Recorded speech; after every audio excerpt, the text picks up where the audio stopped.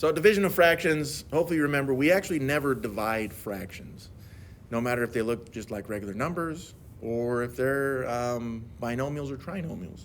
Change the operation into multiplication. Now, some people say the first fraction, you just keep it the same, then you change the operation, then flip the second one. They call it keep, change, flip. I don't care. Just change the operation. Don't use division. Change it to multiplication, and then you see that the second fraction, that's the divisor. I said divisor, but most people, it's just the second part of a division problem, okay? Take the divisor and then flip it. If you want to be a math nerd, then use the word reciprocate. Doesn't matter, yeah. Okay, so just to take us back, because it's so fun, let's take 5/8, and let's say we were to divide it. I'll do by 1/2, something, I don't know if that's easy, but we never divide fractions, not even if they're just numerical like this, and we're definitely not going to if they're binomials or some kind of polynomial. But remember that first fraction, it stays the same as 5/8. Change your operation to multiplication, but that allows you to flip the second fraction into 2/1. And then you could simplify. I'm not doing the prime factorization just for the sake of time. But 2 divided by 2 is 1. 8 divided by 2 is 4. And then you would end up with a final fraction of 5/4 because you just multiply the numerators and denominators, okay? 5 times 1 is 5. 4 times 1 is 4. That would be done. I know it's an improper fraction. I don't really care. I'm just trying to demonstrate we never, ever divide fractions. Change it to multiplication, and then do your simplification. We're looking for any matching factors in numerators and denominators to change into phantom 1. All right. Well, now we see this problem with some division, and since we love division, we're going to enjoy this one. But I'm not even going to factor these yet. Why am I not going to factor them? Because I see a division sign. I don't want that division sign, and I kind of hope you don't either. But if you do, that's fine. I'm going to change that into a multiplication sign, okay? But if I do that, that allows me to then flip that fraction right there. So having flipped it, let's see if the technology will work. All right, so this is my new problem, which I prefer multiplication. I know we don't prefer fractions, though, so just don't let it destroy your life, okay? All right, now that we have that, let's take the numerator, and the top left numerator, I should say, and let's go and factor that sucker, okay?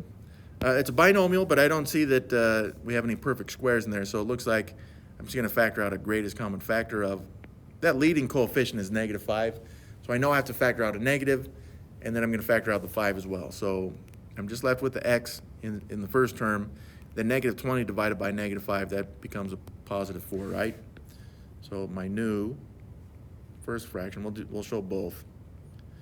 But my new numerator is -5 times x plus 4.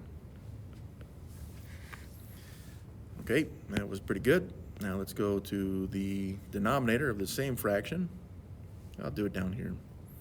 Hopefully that makes a little bit better sense. This is a trinomial, but the leading coefficient is 1, so I'm expecting to create this, to change this into 2 binomials with the first term being x. I just need 2 factors of -12 that add up. In this case, that's a -1. So it looks like that's going to be -4 and +3. So -4 plus 3. Factoring by grouping still works, but that's as factors as I can see that I can make it. I didn't see any need for any greatest common factors there. So in that denominator, I've got x plus 4 and x plus 3. Okay, let's go to the numerator of that second fraction. X to the power of 2 plus x minus 20. Again, we have a leading coefficient of x, that's 1. So we got an x. We should have some x binomials there. We're going to take that -20. We need it to add up to +1. That would be 5 and -4. So I got a +5 and a -4. So that's my new numerator there. I got a x plus 5 and an x minus 4. I think I can fit that in hopefully a little better. Yeah, that's better, I think. Now the next denominator. It's kind of similar to that last one, but I see a leading coefficient of 1, so I'm expecting this to be 2 binomials, with the first term being an x. I need two factors of 20 that add up to the middle coefficient 9. That would be 5 and 4. So I have an x plus 5 and also an x plus 4. Okay, so writing this in, I have an x plus 5 as that denominator, and then an x plus 4. Now, if you're like me, sometimes you'll make a mistake, and this one says x plus 4, but we just did an x minus 4. You may write that in wrong. Just make sure you go back and check, okay? That was a lot of work right there that we just did. Well, it was some work. If you did factoring by grouping, it was a lot of work. But we're now looking, right? So again, take some time, bask in the glow of what you've just done. But once you're finished with that, then finish simplifying this, okay? So we should end up with one final fraction here. But we need to figure out what we can get rid of. Okay, so anything that matches in the numerators and denominators, let's do it. So the purple x plus 4 right there, I see this blue x plus 4. So those are gone as phantom ones. I also see an x plus 5 here in orange with this x plus 5 in blue.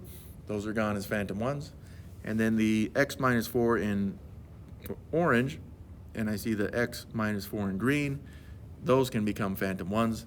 So it looks like I'm just left with, in the numerator, I just have the negative 5. And then in the denominator, again, I'm putting this in parentheses, though you don't have to, an x plus 3. Now that we've seen that with parentheses, though, I'm going to get rid of the parentheses just because it makes me feel better as a math person. Will you mark this with the Parentheses there. I'm just not going to because I'm a math nerd, and that's what I'm doing. But some math nerds like the parentheses too, so either way. If you want to be one, feel free to put them in there or don't. Okay, now on this, so some students would say, I'm going beyond the problem because it didn't ask for this. But some students would say, well, what is the domain on this one? Okay, well, let's discuss that. Yeah, so I'm just going to write down the values that don't work. Of course, negative 3 doesn't work, but there were others actually. Remember the denominators on this one? You also had a denominator of,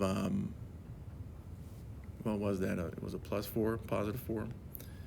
And then the other denominator I see, you can't have a negative 5 denominator or a negative 4 one either. And I was looking at these two denominators right here specifically. If those were zeros, that can't happen. That's no good. But in addition, we had this original set right there. And I forget how that works with this one, but it didn't matter because it matched the other ones. So yeah, these 4 values would be restricted from the domain. I put too many commas in there.